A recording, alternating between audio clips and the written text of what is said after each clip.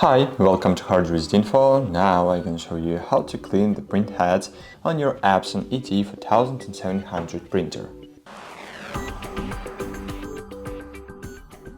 Okay, so what we should do. Firstly, open settings, then open maintenance, scroll right and find here head cleaning. As you can see, here we have the print head cleaning feature, and click OK. Clean print head to correct missing dots, click yes.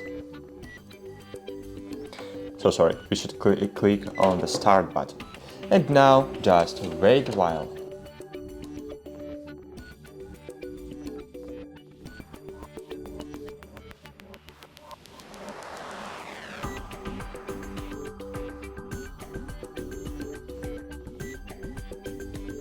Okay, that's it. So now, if you want to perform the nozzle check, so you can select the nozzle check.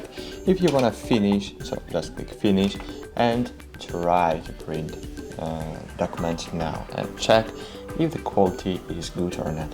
Thanks for watching, like this video and bye. See you.